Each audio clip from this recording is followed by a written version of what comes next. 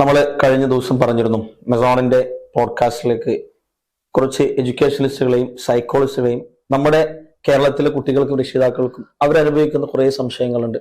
പുറത്ത് ചോദിക്കാൻ മടി കാണിക്കുന്ന, ചോദിച്ചു കഴിഞ്ഞാൽ അത് നെഗറ്റീവ് ആവുമെന്ന് വിചാരിക്കുന്ന ഒരുപാട് ക്വസ്റ്റ്യൻസുകളുണ്ട്. ഇതിനൊക്കെ ഒരു സൊല്യൂഷൻ ആയിട്ട് മെസോണിൽ പോഡ്കാസ്റ്റ് തുടങ്ങാമെന്ന് പറഞ്ഞു. ഇത് നമ്മുടെ മുന്നിലിരിക്കുന്നത് ഡോക്ടർ ആഷിഫ് KP ആണ്. കേരളത്തിൽ അറിയപ്പെടുന്ന സൈക്കോളജിസ്റ്റാണ്, എഡ്യൂക്കേഷനിസ്റ്റാണ്. അതോടൊപ്പം ഫറൂഖ് കോളേജിലെ സിവിൽ സർവീസ് ഡിപ്പാർട്ട്മെന്റ് ഡയറക്ടറും കൂടിയാണ്. ആഷിഫ് സാർ, കഴിഞ്ഞ കുറച്ച് ദിവസം മുന്നേ ഞാൻ നിങ്ങളുടെ വീഡിയോ കാണാൻ ഇടയായി. മുന്നേ ഞാൻ സാറുമായിട്ട് ഒരുപാട് കാര്യങ്ങൾ പേഴ്സണലി ഡിസ്കസ് ചെയ്തിട്ടുണ്ടെങ്കിൽ പോലും പക്ഷെ ഇതുവരെ ഇല്ലാത്ത ഒരു പോയിന്റിലേക്കാണ് ഇന്ന് ചർച്ച കൊണ്ടുപോയത്.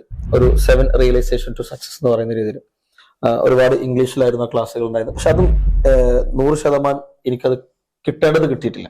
എന്തൊക്കെയോ ചില കുറച്ച് കാര്യങ്ങൾ ഇങ്ങനെ പറയുന്നുണ്ട്. അപ്പോ സ്വാഭാവികമായിട്ട് അത് കണ്ട ഒരാളെ സംബന്ധിച്ച് അത് ഇംഗ്ലീഷിലാണെന്നുള്ളതാണ് ഒന്നാമത്തെ പ്രശ്നം. കാരണം നമ്മുടെ കേരളത്തിലെ കുട്ടികൾക്ക് അല്ലെങ്കിൽ രക്ഷിതാക്കൾക്ക് കുറച്ചും കൂടി അതിന്റെ ഒരു മലയാളം കിട്ടുമ്പോൾ കിട്ടുന്ന ഒരു സുഖമുണ്ട്. അതായിരുന്നു ഇന്ന് ഞാൻ സാറയോടെ കൊണ്ടുവരേണ്ട ഒന്നാമത്തെ റീസൺ. മൈ ക്വസ്റ്റ്യൻ ഈസ്, ഈ കംഫർട്ട് സോൺ എന്ന് പലയിടത്തും ഇപ്പൊ ഞാനൊക്കെ കംഫർട്ട് സോൺ, അപ്പൊ എനിക്കിപ്പോ ഈ ഇരുത്തത്തിൽ സാറ് ഭയങ്കര കംഫർട്ട് സോണിൽ ഇരിക്കുന്നവർ എനിക്ക് ഫീൽ ചെയ്യുന്നത്, പക്ഷെ മേ ബി സാറ് തോന്നുന്നത് ഞാൻ ഭയങ്കര കംഫർട്ട് സോണിൽ ഇരിക്കുന്ന പോലെ.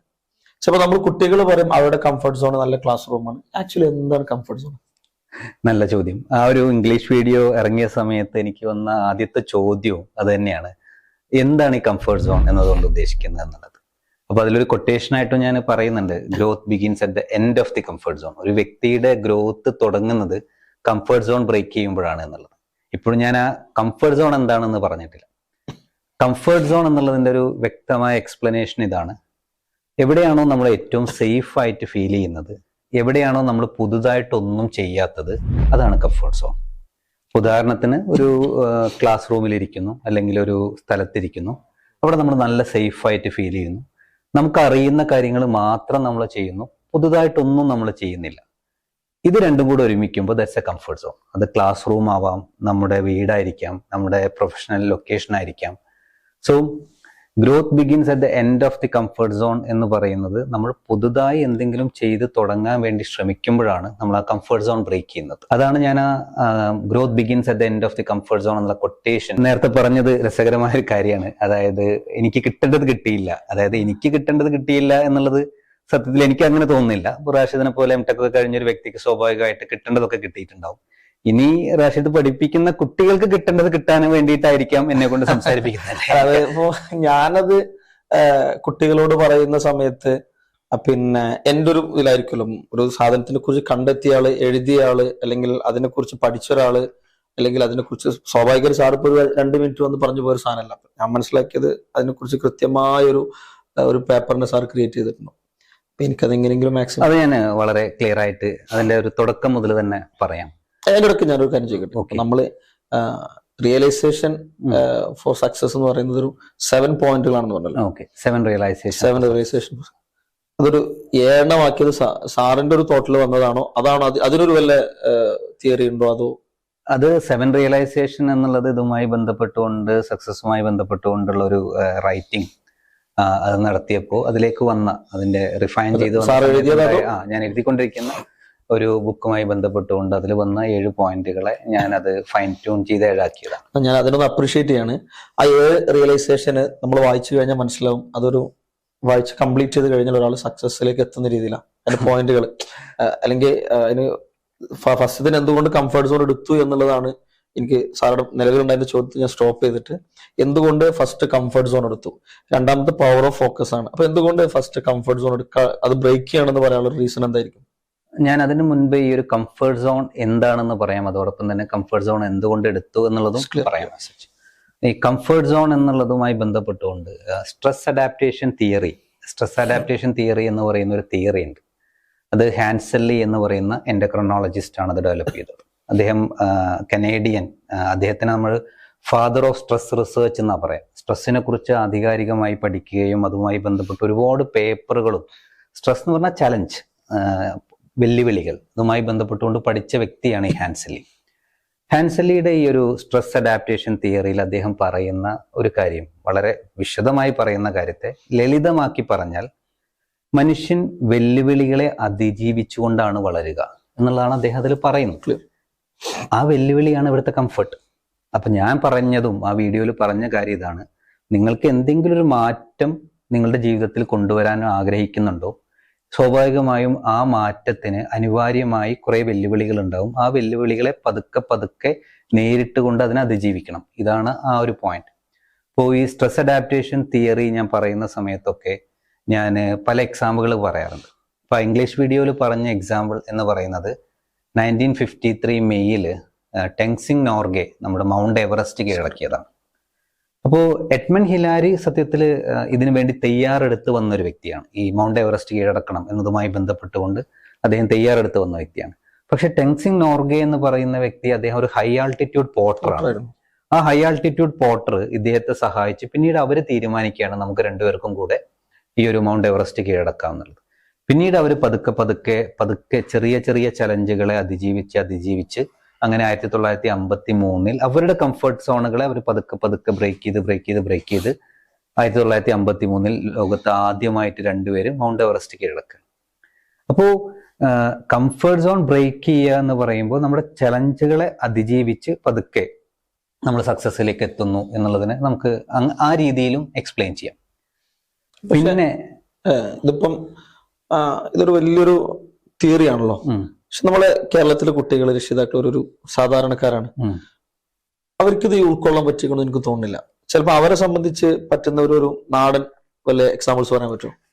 ഒരു എക്സാമ്പിൾ പറയാണ്, ഞാൻ ചില കോച്ചിങ് സെന്ററുകൾ അവരുടെ പിന്നെ കോച്ചിങ്ങിന് അത് പാരലൽ സിസ്റ്റത്തിന്റെ സമയം രാവിലെ 7:30 മുതൽ 1:30 വരെ ആക്കി. അപ്പോൾ നമ്മൾ അതിനെ കുറിച്ച് പറഞ്ഞപ്പോൾ അവർ പറഞ്ഞത് പുതിയ ജനറേഷന് ഏറ്റവും കൂടുതൽ ഇഷ്ടപ്പെടുന്നത് ഒരു ഫംഗ്ഷൻ ഉണ്ടെങ്കിൽ ആ ഫംഗ്ഷന് പോയിട്ട് ഫുഡിനേക്കാളും ഇഷ്ടം അവർക്ക് ആ ഫംഗ്ഷന് ഒരു സ്റ്റോറി ഇടുന്നത് അവർക്ക് ഭയങ്കര ഇഷ്ടമാണ്. ഇതാണോ സാർ ഉദ്ദേശിച്ച ഒരു കംഫർട്ട് സോൺ? ഇല്ല, ഞാൻ ഉദ്ദേശിച്ച കംഫർട്ട് സോൺ ഇതൊന്നുമല്ല. ഞാൻ ഉദ്ദേശിച്ച കംഫർട്ട് സോൺ എന്ന് പറയുന്ന കംഫർട്ട് സോൺ ബ്രേക്കിംഗ്, ഞാൻ ഉദ്ദേശിക്കുന്ന കംഫർട്ട് സോൺ പറഞ്ഞ കംഫർട്ട് സോൺ എന്നുള്ളതിന്റെ എക്സ്പ്ലനേഷൻ ഞാൻ ഉണ്ടാക്കിയതല്ല. ഈ എക്സ്പ്ലനേഷനിലും ഇതിലൊക്കെ പറയുന്ന കംഫർട്ട് സോൺ ബ്രേക്ക് ചെയ്യണം എന്ന് പറയുന്നത് ഇതല്ല. നേരത്തെ പറഞ്ഞതുപോലെ നമ്മൾ ഏറ്റവും സേഫ് ആയിട്ടിരിക്കുന്ന ഒരു ലൊക്കേഷൻ, നമുക്ക് തന്നെ വളരെ സേഫായി തോന്നുന്ന ഒരു ലൊക്കേഷൻ, നമ്മളൊന്നും പുതുതായി ചെയ്യാത്ത ഒരു ഏരിയ അല്ലെങ്കിൽ സ്ഥലം, അവിടെ എന്തെങ്കിലും പുതുതായി ചെയ്യാൻ വേണ്ടി ശ്രമിക്കുമ്പോഴാണ് നമ്മൾ കംഫർട്ട് സോൺ ബ്രേക്ക് ചെയ്യുന്നത്. അതിന് ഞാൻ എക്സാമ്പിൾ ആയിട്ടും പറയാം. അതിന് മുൻപ് നേരത്തെ ചോദിച്ചൊരു ചോദ്യമുണ്ട്, എന്തുകൊണ്ട് കംഫർട്ട് സോൺ ആദ്യം പറഞ്ഞു? അത് പറഞ്ഞതിന് ശേഷം ഇതേ ചോദ്യത്തിലേക്ക്, എന്തുകൊണ്ട് കംഫർട്ട് സോൺ? ഇന്ത്യയെ സംബന്ധിച്ചിടത്തോളം കംഫർട്ട് സോൺ ബ്രേക്ക് ചെയ്യുക എന്നുള്ളത് വളരെ പ്രധാനമാണ്. കാരണം പുതിയ സെൻസസ് വരുന്ന സമയത്ത് നമുക്ക് കൂടുതൽ വ്യക്തത വരും. എങ്കിലും ഇപ്പോഴത്തെ ഒരു ഡെമോഗ്രഫി, ഇപ്പോഴത്തെ ഒരു ജനസംഖ്യയുടെ ഡീറ്റെയിൽ വെച്ച് നോക്കുകയാണെങ്കിൽ നമുക്കൊരു 146-147 കോടി ജനങ്ങളുള്ള ഒരു രാജ്യമാണ് നമ്മൾ 146-147 കോടി ജനങ്ങൾ എന്ന് പറയുമ്പോൾ നമ്മളത് മനസ്സിലാക്കണമെങ്കിൽ ഖത്തറിൽ 30 ലക്ഷമേ ഉള്ളൂ. അല്ലെങ്കിൽ യു എ എന്ന് പറയുന്ന രാജ്യത്ത് ഓൾമോസ്റ്റ് 1 കോടിയേ ഉള്ളൂ. നമ്മൾ 146 നിൽക്കുന്നത് കേട്ടോ. അല്ലെങ്കിൽ നമ്മളിപ്പോ സ്പെയിൻ, അർജന്റീന വേൾഡ് കപ്പ് കഴിഞ്ഞല്ലോ, അർജന്റീനയിൽ 6 കോടിയേ ഉള്ളൂ, സ്പെയിനിൽ 5 കോടി. വേൾഡ് കപ്പ് കളിച്ച രാജ്യങ്ങളുടെ ജനസംഖ്യ നോക്കുകയാണെങ്കിലും എല്ലാവരെയും കൂടെ കൂട്ടിക്കഴിഞ്ഞാൽ ഇന്ത്യയുടെ ജനസംഖ്യയിലേക്ക് എത്തില്ല, അങ്ങനെയും വേണമെങ്കിൽ പറയാം. അപ്പോ അതിലിപ്പോ ഞാൻ കേപ്പ് വെർഡേയുടെ ഒരു കാര്യം മുന്നേ പറഞ്ഞിരുന്നു, 5.5 ലക്ഷം ജനങ്ങളെ. അപ്പോ നമ്മൾ ജനസംഖ്യയുടെ ചർച്ചയല്ല, പ്രധാനമായിട്ടും എന്തുകൊണ്ട് കംഫർട്ട് സോൺ ബ്രേക്ക് ചെയ്യണം എന്നുള്ളത് പറയുന്നത് ഈ ഒരു മത്സരത്തിന്റെ ഒരു അന്തരീക്ഷം നിലനിൽക്കുന്നുണ്ട്. ഞാൻ പുറത്തുള്ള ടോക്കുകളിലൊക്കെ ഉപയോഗിക്കുന്ന ഒരു വാക്കുണ്ട്, in India when you talk anything you have to check through the prism of demography. ഇന്ത്യയിൽ എന്തെങ്കിലും ചർച്ച ചെയ്യുമ്പോൾ ഇന്ത്യയുടെ ജനസംഖ്യയെ കൂടെ ചർച്ചയ്ക്ക് എടുത്തുകൊണ്ട് വേണം വിശകലനം ചെയ്യാൻ എന്നുള്ളത്. ഇന്ത്യയുടെ ജനസംഖ്യയെ നമുക്ക് ഏറ്റവും സിമ്പിളായിട്ട് ഇങ്ങനെ പറയാം, ഇന്ത്യയിൽ 25 വയസ്സിന് താഴെ 65 കോടി ജനങ്ങളുണ്ട്. 25 വയസ്സിന് താഴെ 65 കോടി ജനങ്ങളുള്ള ഒരു രാജ്യത്താണ് നമ്മൾ ജീവിക്കുന്നത്. അല്ലെങ്കിൽ നമ്മൾ 10 വയസ്സിൻ്റെയും 19 വയസ്സിൻ്റെയും ഇടയിലെടുത്താൽ, ഒന്നുകൂടെ പറയാം, 10 വയസ്സിൻ്റെയും 19 വയസ്സിൻ്റെ ഇടയിലെടുത്താൽ 25 കോടി ജനങ്ങളുണ്ട്. ഇന്ത്യയിലെ വർക്കിംഗ് പോപ്പുലേഷൻ എപ്പോഴും അങ്ങനെയാണല്ലോ പറയാം, 15 വയസ്സിൻ്റെയും 60 വയസ്സിൻ്റെയും ഇടയിൽ working population almost equal to 100 crore, 100 കോടിയോട് അടുത്ത് നിൽക്കുകയാണ്, 96 കോടി. അപ്പോൾ ഇന്ത്യയിൽ തന്നെയാണ് വലിയ സാധ്യതകളുള്ളതും അതുപോലെ തന്നെ ഏറ്റവും വലിയ കോമ്പറ്റീഷൻ ഉള്ളതും. അപ്പോൾ ഒരു 146 കോടി ജനങ്ങളുള്ള ഒരു രാജ്യത്ത് ജീവിക്കുന്ന നമ്മളൊക്കെ വലിയൊരു കംഫർട്ട് സോണിൽ നിന്ന് കഴിഞ്ഞാൽ നമുക്കൊന്നും പുതുതായിട്ട് ചെയ്യാൻ കഴിയില്ല. അപ്പൊ എന്തെങ്കിലും ഒന്ന് പുതുതായിട്ട് ചെയ്യണം, അല്ലെങ്കിൽ എന്തെങ്കിലും ഒരു മാർക്ക്, ഒരു ഐഡന്റിറ്റി നമുക്ക് ഉണ്ടാക്കണം എന്നുണ്ടെങ്കിൽ നമ്മൾ നമ്മുടെ ഈ ഒരു കംഫർട്ട് സോണിനെ പുറത്തേക്ക് വരണം. കംഫർട്ട് സോൺ എന്ന് പറയുന്നത് നമ്മുടെ ഏറ്റവും സേഫായ ലൊക്കേഷൻ, ആ സേഫായ ലൊക്കേഷനിൽ ഒന്നും പുതുതായി ചെയ്യുന്നില്ല, ചെയ്തത് തന്നെ ചെയ്തുകൊണ്ടിരിക്കുക, കണ്ടവരെ തന്നെ കാണുന്നു, ചെയ്യുന്ന വർക്ക് തന്നെ മാത്രം ചെയ്തുകൊണ്ടിരിക്കുന്നു. അങ്ങനെ ചെയ്യുന്ന സമയത്ത് നമുക്ക് പുതുതായിട്ട് പ്രൊഡക്റ്റീവായിട്ടൊന്നും ചെയ്യാൻ കഴിയാത്തൊരവസ്ഥ വരും. ഒരു സിമ്പിൾ എക്സാമ്പിൾ പറയാൻ നേരത്തെ പറഞ്ഞല്ലോ, ഏറ്റവും സിമ്പിൾ ആയിട്ടുള്ള എക്സാമ്പിൾ പറയാൻ, കംഫർട്ട് സോൺ ബ്രേക്ക് ചെയ്യണം എന്നുള്ളതിന് ഏറ്റവും സിമ്പിൾ എക്സാമ്പിൾ കെമിസ്ട്രി അല്ലേ പഠിപ്പിക്കുന്നത്? ഓക്കെ, ഹൈഡ്രോ കാർബൺസ് പഠിപ്പിക്കുന്ന സമയത്ത് ഹൈഡ്രോ കാർബൺസ് ഇഷ്ടമില്ലാത്തൊരു കുട്ടി ഹൈഡ്രോ കാർബൺസ് പഠിക്കാതിരിക്കുക എന്നുള്ളതാണ് അവന്റെ കംഫർട്ട്. ആ ഒരു മേഖല എടുക്കാതിരിക്കുക, അല്ലെങ്കിൽ കെമിസ്ട്രി പഠിക്കാതിരിക്കുക ഉദാഹരണത്തിന്, അത് അവന്റെ കംഫർട്ടാണ്. കെമിസ്ട്രി പഠിക്കാതിരിക്കുക എന്നുള്ളത് അവന്റെ കംഫർട്ടാണ്. അവൻ കെമിസ്ട്രി പഠിക്കാൻ വേണ്ടി ശ്രമിക്കുന്നത് അവന്റെ കംഫർട്ട് സോൺ അവൻ ബ്രേക്ക് ചെയ്യാണ്. ക്ലിയർ? ഓക്കെ. അപ്പോൾ അതായത് ഇഷ്ടമില്ലാത്ത സാധനം അത് നമുക്ക് ആവശ്യമുള്ളതാണെങ്കിൽ അതിന് ഇഷ്ടപ്പെട്ട് ചെയ്യുമ്പോൾ അതിനെ ബ്രേക്ക് ചെയ്യും. അനിവാര്യം. ഇപ്പൊ നേരത്തെ ഞാൻ പറഞ്ഞു, മത്സരങ്ങളുടെ ഈ ലോകത്ത് നമ്മൾ നമ്മുടെ കംഫർട്ട് സോണിൽ നിന്ന് കഴിഞ്ഞാൽ നമുക്ക് ആവശ്യമുള്ള സമയം കിട്ടില്ല. ഒന്നും കൂടെ പറയാം, ഒരു ദിവസത്തിൽ നമുക്ക് 24 മണിക്കൂർ നമുക്ക് ഇഷ്ടമുള്ള സമയത്തോളം കടന്നുറങ്ങുന്നു, ഇഷ്ടമുള്ള സമയത്ത് നമ്മൾ മൊബൈൽ ഫോൺ നോക്കിയിരിക്കുന്നു, ഇഷ്ടമുള്ള TV പ്രോഗ്രാം കാണുന്നു, വെബ് സീരീസ് കാണുന്നു, ഇതൊക്കെ നമ്മുടെ കംഫർട്ട് സോണാണ്. ഈ കംഫർട്ട് സോണിലെല്ലാം നമ്മൾ അങ്ങനെ ആ ദിവസം പോകുമ്പോൾ നമുക്ക് എന്താണോ അച്ചീവ് ചെയ്യേണ്ടത് അതിന് വേണ്ടി കൊടുക്കേണ്ട ഒരു 2-3 മണിക്കൂർ കണ്ടെത്താൻ നമുക്ക് കഴിയില്ല.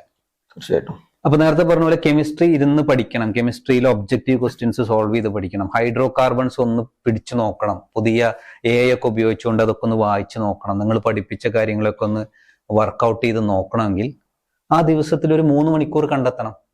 അപ്പൊ ഉറക്കം എന്ന് പറയുന്ന വലിയ കംഫർട്ടിനെ ഒന്ന് കോംപ്രമൈസ് ചെയ്ത് കറക്റ്റ് സമയത്ത് ഉറങ്ങി കറക്റ്റ് സമയത്ത് എഴുന്നേക്കണം. വെബ് സീരീസ് കാണുന്നതിനെ ഒന്ന് കുറക്കണം അല്ലെങ്കിൽ ഇല്ലാതെയാക്കണം. മൊബൈൽ സ്ക്രോൾ ചെയ്യുന്ന ടൈമിനെ കഴിയുന്നത്ര ലിമിറ്റ് ചെയ്യണം. അങ്ങനെ വരുമ്പോഴേ നമുക്ക് 24 മണിക്കൂറിൽ നമുക്ക് ഈ മത്സരത്തിന് വേണ്ട 3, 4, 5 മണിക്കൂർ കിട്ടുള്ളൂ. അപ്പൊ ഈ കംഫർട്ട് സോണിൽ അങ്ങനെ നിന്ന് കഴിഞ്ഞാൽ അനിവാര്യമായ കോമ്പറ്റീഷനെ നേരിടാനുള്ള ടൈമോ അതിന് പ്രിപ്പയർ ചെയ്യാനുള്ള സമയമോ ഒന്നും നമുക്ക് കിട്ടില്ല. അപ്പോൾ നമ്മുടെ ഗ്രോത്ത് സ്റ്റാർട്ട് ചെയ്യുന്നത് തന്നെ നമ്മുടെ കംഫർട്ട് സോൺ ബ്രേക്ക് ചെയ്യുമ്പോഴാണ് എന്നുള്ളതാണ് ഞാൻ പറഞ്ഞത്. ഇപ്പൊ കംഫർട്ട് സോണിൽ ഇഷ്ടപ്പെടുന്നവർ എന്നും കംഫർട്ടായിട്ട് ഇങ്ങനെ ഇരിക്കുന്നുണ്ടാവുള്ളൂ. അവർ പുതുതായിട്ടൊന്നും ലോകത്തിന് വേണ്ടി അല്ലെങ്കിൽ അവർ പുതുതായിട്ട് ഇന്നോവേറ്റ് ചെയ്യൂല എന്നാണ് ഇതിന്റെ ഒരു അവസാനിപ്പിക്കാം. ഇപ്പൊ growth start at the end of the comfort zone എന്ന് പറഞ്ഞാലും success start at the end of the comfort zone എന്നൊക്കെ പറഞ്ഞാലും ഒക്കെ ഇത് തന്നെയാണ്. കംഫർട്ട് സോണിൽ ഇരിക്കുന്നവർ എന്നും ആ കംഫർട്ട് സോണിൽ ഇരിക്കുക തന്നെയുള്ളൂ. കുറച്ചൊക്കെ നെഗറ്റീവ് എനർജി കൂടി ഒന്നും ശരിയാകാൻ പോകുന്നില്ല. വേൾഡ് വളരെ പിന്നെ കുറെ കാര്യങ്ങൾ ചെയ്യുന്നതൊക്കെ പറഞ്ഞ് അവർ ആ കംഫർട്ട് സോണിൽ അങ്ങനെ ഇരിക്കും. എല്ലാത്തിനും നെഗറ്റീവ് സൈഡ് കാണും. എന്തായാലും നെഗറ്റീവ് വൈകുന്നേരമാവും, എന്തായാലും കുറച്ച് ഞാൻ മരിച്ചു. സത്യം. ലൈഫിലേക്ക് ഒന്നും പ്രൊഡക്റ്റീവായിട്ട് കൊടുക്കാതെ അവരങ്ങനെ കംഫർട്ട് സോണിൽ അങ്ങനെ ഇരുന്നിരുന്ന് അവരങ്ങനെ അവസാനിക്കും. കംഫർട്ട് സോണിനെ ബ്രേക്ക് ചെയ്യുന്നവരാണ് ലൈഫിൽ എന്തെങ്കിലും പ്രൊഡക്റ്റീവായിട്ട് കോൺട്രിബ്യൂട്ട് ചെയ്യും. അപ്പൊ പുതിയ കുട്ടികളോടായിട്ടാണ് ഞാൻ അതിൽ പറയുന്നത്, എസ്പെഷ്യലി പാരന്റ്സിനോടും അതുപോലെ തന്നെ കുട്ടികളോടും. അവർക്ക് എന്തെങ്കിലും കോൺട്രിബ്യൂട്ട് ചെയ്യണം എന്നുണ്ടെങ്കിൽ അവർക്ക് കിട്ടുന്ന ആ ദിവസത്തെ മുഴുവനായിട്ടൊരു കംഫർട്ട് സോണിലേക്ക് പോവാതെ അതിൽ നിന്ന് കംഫർട്ട് സോണിനെ ബ്രേക്ക് ചെയ്ത് ആവശ്യമുള്ള സമയത്തെ കണ്ടെത്തി എന്താണോ നേടിയെടുക്കേണ്ടത് അതിലേക്ക് വർക്ക് ചെയ്യാനുള്ള ഒരു സമയം. ഒരു കോമ്പറ്റേറ്റീവ് എക്സാം ആണല്ലോ ഇപ്പം നമ്മുടെ നാട്ടിൽ ഏറ്റവും കൂടുതൽ ചർച്ച വന്നത്. അപ്പൊ അതില് സക്സസ് ആവണമെങ്കിലും നമ്മൾ കൂടുതൽ വർക്ക് ചെയ്യുമ്പോഴാണ്. മീൻസ് നമുക്ക് ചിലപ്പോൾ ഒരു ദിവസം 10 ചോദ്യം ചെയ്യാനാണ് ഇഷ്ടം ഉണ്ടാവുക, ബാക്കി സമയം ഫ്രണ്ട്സിന്റെ കൂടെ പോകണം. അപ്പൊ നമ്മൾ മെന്റലി നമുക്ക് തോന്നും ഞാൻ 10 ചോദ്യം ചെയ്തല്ലോ. പക്ഷെ ഒരു കുട്ടി ഒരു കോമ്പറ്റേറ്റീവ് എക്സാമിന് നേരിടുമ്പോൾ അവന് 10 എന്നുള്ള ഇഷ്ടമുള്ളത് മാറിയിട്ട് ഒരു 100 എന്ന് പറയുന്ന ആ കംഫർട്ട് സോൺ ബ്രേക്ക് ആവണം. 10 അവന്റെ കംഫർട്ടാണ്, 100 എന്ന് പറയുന്നത് ഒരു കുറച്ച് ബുദ്ധിമുട്ടാണ്. പക്ഷെ 100 ചെയ്യുമ്പോൾ സ്വാഭാവികമായിട്ട് ആ കംഫർട്ട് സോൺ ബ്രേക്ക് ചെയ്യുമ്പോൾ അവന് 10 ഇരട്ടി പഠിച്ചു, 10 ഇരട്ടി പ്രൊഡക്റ്റീവ് ആയവരുടെ. ഇങ്ങനെ വേണമെങ്കിൽ അതിനൊന്ന് അങ്ങനെ എക്സ്പ്ലെയിൻ ചെയ്യാം. പക്ഷെ നേരത്തെ പറഞ്ഞ ഹാൻസെല്ലി പറയുന്നത് നമ്മൾ 10നെ പെട്ടെന്ന് 100 ആക്കരുത്. അപ്പൊ സ്ട്രെസ് വരും, നമ്മൾ കൊളാപ്സ് ആവും, എക്സോസ്റ്റ് ആവും. 10നെ നമുക്ക് 100 ആക്കാം. പക്ഷെ 10 കംഫർട്ട് ആണെങ്കിൽ നമ്മൾ അതിനെ ആദ്യം നമ്മളെ തന്നെ ചലഞ്ച് ചെയ്ത് അത് ആ കംഫർട്ടിനെ ചലഞ്ച് ചെയ്ത് 10 20 ആക്കണം, 20നെ 30 ആക്കണം, 30നെ 40 ആക്കണം, 40നെ 50 ആക്കണം. നമ്മൾ അറിയാതെ തന്നെ പിന്നെ 50 പെട്ടെന്ന് 70 ആവും, 70 100 ആവും. അപ്പൊ കംഫർട്ട് സോണിനെ ചലഞ്ച് ചെയ്ത് 10 100 ആക്കണം. പക്ഷെ 10 പെട്ടെന്ന് 100 ആക്കരുത്. അത് ഹാൻസെല്ലി തന്നെ ആ സ്ട്രെസ് അഡാപ്റ്റേഷനിൽ പറയുന്നുണ്ട്. നിങ്ങൾ ചലഞ്ച് ചെയ്യുക, ഒരു വെല്ലുവിളി കൊടുക്കുക, എന്നിട്ട് എന്താണോ ഇപ്പോൾ ഉള്ളത് ആ സേഫിൽ നിന്ന് ഒന്ന് മുന്നോട്ട് പോവുക. ഇപ്പോ ഒരാള് സ്ഥിരമായിട്ട് ഒരു 8 മണിക്ക് എഴുന്നേക്കുന്ന ആളാണെങ്കിൽ അയാൾ ഒറ്റയടിക്ക് 4:30ക്ക് എഴുന്നേക്കണം എന്നില്ല, അല്ലെങ്കിൽ 5 മണിക്ക് എഴുന്നേക്കണം എന്നില്ല. ആദ്യം അയാളതൊന്ന് 6ലേക്ക് വന്ന് പിന്നെ ഒരു 5:30 വന്ന് അങ്ങനെ അയാളെ തന്നെ ഒന്ന് ചലഞ്ച് ചെയ്ത് ഒന്ന് ഓർഡർ ആക്കി ഏത് സമയത്ത് എഴുന്നേൽക്കാണോ അയാൾക്ക് അനിവാര്യത അതിലേക്ക് അയാളെ തന്നെ ചലഞ്ച് ചെയ്ത് കൊണ്ടുവരികയാണ് വേണ്ടത്. അപ്പോ ചലഞ്ച് ചെയ്യുമ്പോൾ നമുക്ക് കഴിയുന്ന ചലഞ്ചുകൾ കൊടുത്ത് കംഫർട്ട് സോണിനെ ബ്രേക്ക് ചെയ്ത് വന്നു കഴിഞ്ഞാൽ യുണീക്ക് റിസൾട്ട്സ് ഉണ്ടാവും. ക്ലിയർ. ആക്ച്വലി ആഷിഫ് സാർ, നമ്മൾ പലപ്പോഴും comfort zone break, comfort zone shell പൊട്ടിയിട്ട് പുറത്തു വരണം എന്നൊക്കെ ചില മോട്ടിവേഷൻ ക്ലാസ്സിൽ കേൾക്കാം. ആക്ച്വലി എനിക്കിപ്പോഴാണ് എന്താണ് കംഫർട്ട് സോൺ, എനിക്ക് മാത്രമല്ല എന്റെ പ്രേക്ഷകർക്കും കംഫർട്ട് സോൺ ഒരു ആക്ച്വൽ ഡെഫിനിഷൻ കിട്ടിയത് ഇപ്പോഴായിരിക്കും. ഈ പ്രേക്ഷകർക്ക് കംഫർട്ട് സോണുമായിട്ട് എന്തെങ്കിലുമൊക്കെ ചോദിക്കണം നമ്മളെ കമന്റ് നമുക്ക് എന്ത് ചെയ്യാം, അടുത്തൊരു സീരീസിൽ നമ്മൾ വരുമ്പോൾ അതിന് മറുപടി തരാം. ഇതുപോലെ സാറ് പറഞ്ഞ 7 പോയിന്റുകൾ ഉണ്ട്, അതിന് കൃത്യമായ മറുപടി എനിക്ക് കിട്ടിയേ പറ്റുള്ളൂ. എനിക്ക് മാത്രമല്ല, ഞാൻ ഫേസ് ചെയ്യുന്ന അല്ലെങ്കിൽ ഞാൻ സംസാരിച്ചുകൊണ്ടിരിക്കുന്ന പ്രേക്ഷകർക്ക് അത് ആവശ്യം ഉണ്ടാവും എന്നാണ് എന്റെ വിശ്വാസം.